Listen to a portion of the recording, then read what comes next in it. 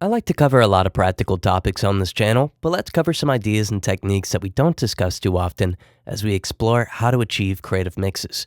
The techniques that I'm showing here are pretty straightforward, but if you want a more complex version of this video, let me know in the comments and I'll showcase some more advanced techniques in the future. Now, before we add creative effects, it helps to understand traditional signal flow for mixing. I'll cover this quickly since I've discussed it in previous videos, but a great starting signal chain starts with clip gain for editing, then subtractive EQ, de-essing if it's needed, compression, saturation, and or upward processing like mild maximization or upward compression. Now, once we have the instruments and the vocals blended, dynamically controlled, and with a complex timbre due to some added harmonic distortion, we could introduce creative processing without worrying too much about whether it's going to make the sound muddy, washed out, etc.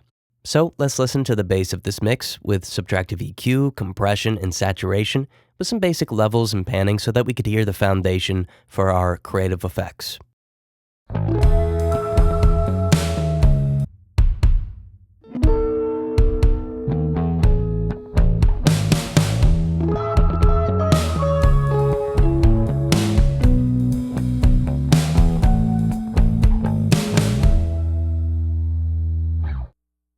Let's start with a classic, which is gated reverb. So reverb is different from plugin to plugin and emulation to emulation, but by and large, reverb reflections start off higher in amplitude before gradually declining in amplitude. If we gate reverb, we cut off this slowly declining amplitude part of the reflections and cause the processing to include only those initial dense reflections. It's very simple to do. Insert the reverb that you want to use, then insert a gate afterward, and adjust the threshold until the tail end of the reverb is attenuated. It's a cool sound, albeit a very 80s sound. But let's take a listen to it, and note that if you do it subtly, it could be used to thicken instruments without being too obvious.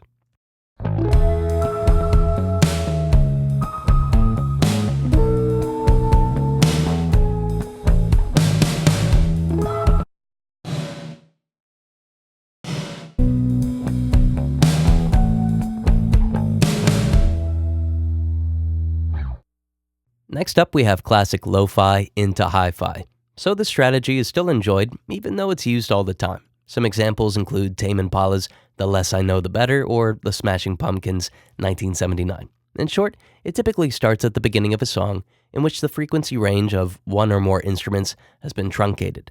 Then, when more instrumentation comes in, the range opens up, and the listener is presented with the full frequency spectrum or the hi-fi sound that they expect from modern recordings. Now, to do this, you could use an EQ or other emulations of older equipment or saturators. It's really up to you. The best way to do it is to introduce the processor that you want to use and then enable its initial bypass to disable the effect. Now, typically, automation is the best way to do this. So let's take a listen and notice that even though it's a very familiar effect, it still makes for an enjoyable transition.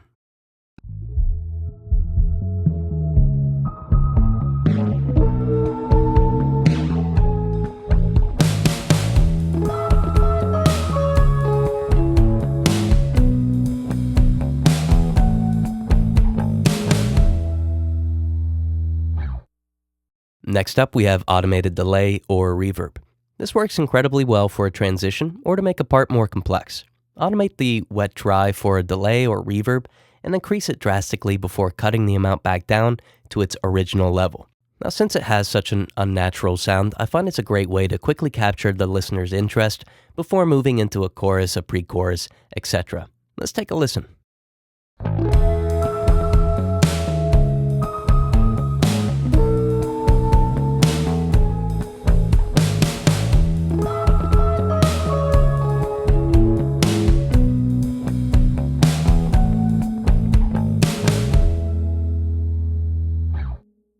Real quick, if you want to get your mixes to sound like professional songs, we have a mixing membership called the Sage Audio Membership, where you get access to Sage Audio University for in-depth mixing and mastering courses, private one-on-one mentorship, unlimited personalized mixing feedback, and 50 free mastered songs per year. Go to sageaudio.com or use the link in the description. Next up, we have sweeping panning. So this is a pretty common one, especially for BGVs or ad-libs. If your DAW lets you do it, you could try using Latch instead of writing in the automation data. With the Latch function, you could play the track and then pan the instrument to write in the info. Once you have a take that you like, change the function from Latch to Read to ensure that it doesn't get overwritten. Now this works well with a traditional pan pot, but you could try using a panning plugin or a binaural pan function to create an impressive and realistic sweeping effect. Let's take a listen.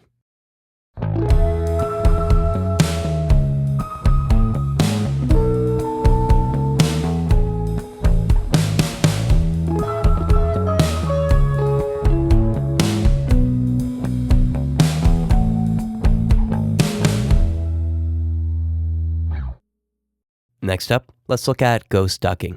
So this is popular in EDM. In short, you create a kick track, mute it, and then use it as a sidechain for a compressor that's inserted on another instrument or an instrument group. Now, of course, you could use a different instrument for ducking, but the constant hit of the kick, causing an instrument to be attenuated at regular intervals, has an unnatural but an enjoyable sound to it. This is just the most common use for the technique, but experiment and see if you could find some additional uses for it. Let's take a listen.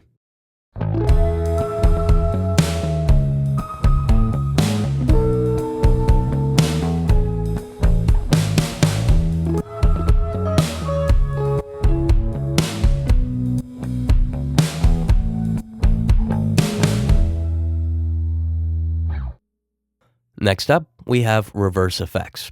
So in my opinion, the best way to introduce reverse reverb or delay is with a convolution reverb and impulse responses. Most traditional reverb plugins don't have a reverse function, so you'll need to export the reverberated track and then reverse the overall clip. But with a convolution plugin, you could insert the reverb that you want to use, reverse the impulse response, and then blend in the effect. Additionally, if there are any moments in which you want more or less of the effect, you could automate the plugin's wet dry. Let's take a listen.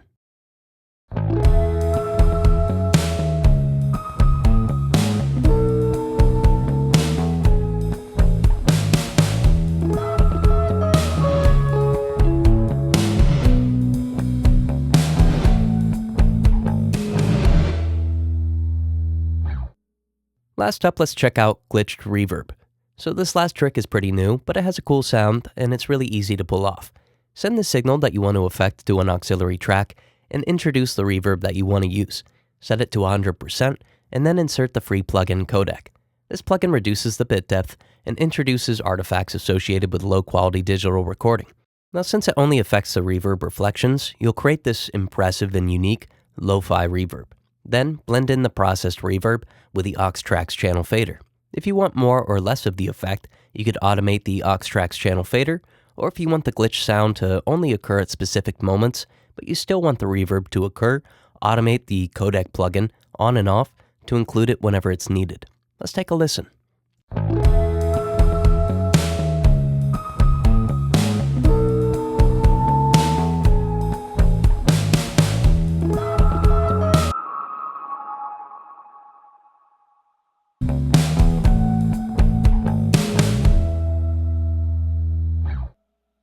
As I mentioned earlier, if you want to get your mixes to sound like professional songs, we have a mixing membership called the Sage Audio Membership, where you get access to Sage Audio University for in-depth mixing and mastering courses, private one-on-one mentorship, unlimited personalized mixing feedback, and 50 free mastered songs per year. Go to sageaudio.com or use the link in the description.